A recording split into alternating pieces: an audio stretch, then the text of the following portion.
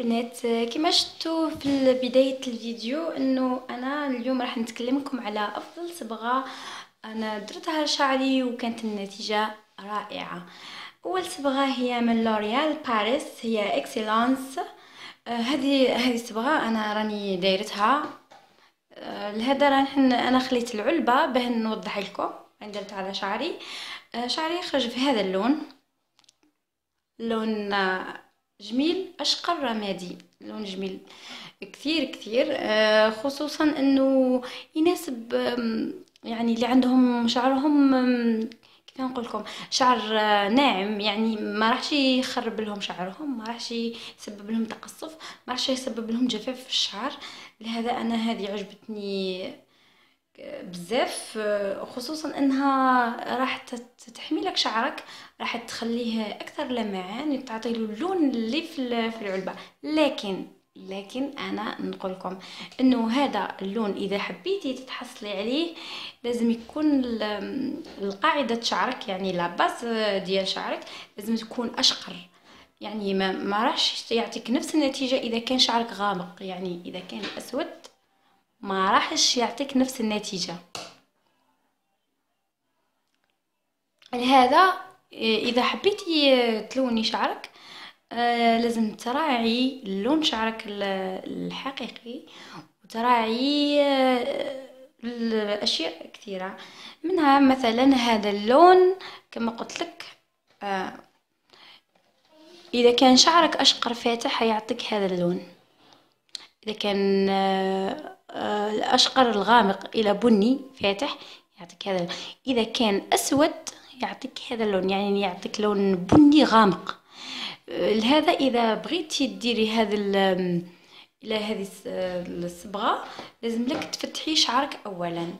أنا عندي طريقة لتفتيح الشعر أولا، يعني راح نقدمها لكم في فيديو قادم إن شاء الله، طريقة طبيعية. انا ما ننصحش انك تستعملي البلوندر او ما نعرفش كيف يقولوا له باللغه العربيه، لانه راح يخسر لك الشعر ديالك، راح ينشف، راح يتضرر لك بزاف. انا عندي طريقه اللي نفتح بها شعري طبيعيا، ويعطيك لون تقريبا مثل هذا، وكي تضيفي له هذه الصبغه راح يعطيك لون رائع.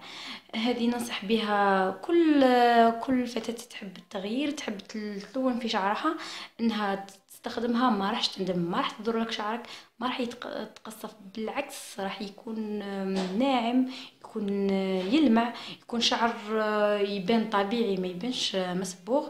فيها يجي معاها البلسم، يجي معاها مطهر اللون، يجي معاها كريم الصبغة، ويجي معاها سيروم الحماية، ويجي معاها القفازات، ويجي معاها ثاني واحد المشط يستخدموه للصباغة. انا ما نستخدمش المشط، انا نستخدم ادواتي هادو نديرها هنايا، ونبدا شعري كما نقوم بالعمليه السيشوار، يعني من الخلف الى الامام. اذا كان شعرك قصير راح تكفيك، حتى اذا كان طويل. انا شعري طويل وكفاتني. الصبغه الثانيه اللي راح نتكلم لكم عليها، هذه عجبتني انا لانها عندها نفس الخصائص اللي عند لوريال. ايضا هي تحمي الشعر من التلف، تعطي له لمعان، اللون يبقى لمده طويله ما يتبدلش مثل انواع اخرى.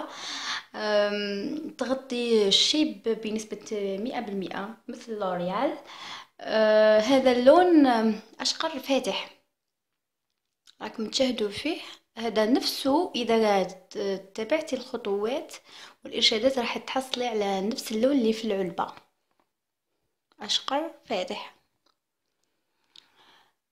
لكن لازم تكون لا باز فاتحه، يعني اذا كان اشقر فاتح راح يعطي لك هذا اللون. اذا كان لون شعرك الطبيعي اشقر متوسط يعطيك هذا اللون. يعني هذا الصبغه ما تتحطش على شعر غامق، يعني الشعر الاسود ما تتحطش معاه. فيها خصائص انها فيها الكيراتين اللي يعمل على تغذية الشعر. ما تنسوش انه الشعر هو فيه نسبة من الكيراتين، تكثيف لون يدوم لفترة أطول، يعني اللون ديالها، ويغطي الشيب ولمدة أطول أيضا. راح نشوفوا هذه العلبة أنا ما استعملتهاش، راح نشوفوا واش راه داخل العلبة.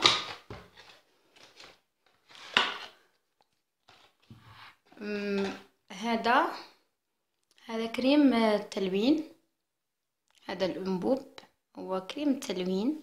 راح نحطوه في هنا، ونحط معاه محلول التحذير هذا، لانك اذا فتحتيه مره واستعملتيه ما تقدرش انك تستعملي نصف الكميه وتتخبيها، لازم تستخدميها كلها. يعني ما تقدرش تديري غير نصف.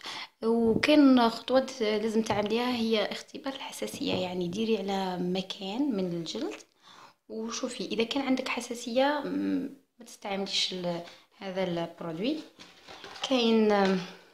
كاين البلسم هذا راح تستخدميه بعد الصباغه، كي تغسلي شعرك تستخدميه. كل الارشادات موجوده هنا، حنا نوري لك الارشادات كلها موجوده في هذا الكتيب الصغير اللي فيه. هنا فيه قفازين، هذا القفاز.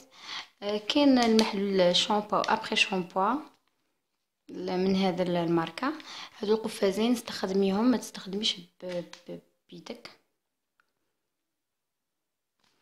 طريقه من الالف الى الياء، كل المراحل مصوره ومكتوبه بالعربيه، يعني انت عليك الا تتبعي الخطوات.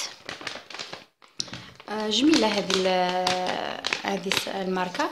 الجميل فيها انها ذات جودة عالية، والفرق الوحيد اللي بينها وبين لوريال انها ثمنها ماشي غالي كما لوريال، يعني ماشي نفس السعر.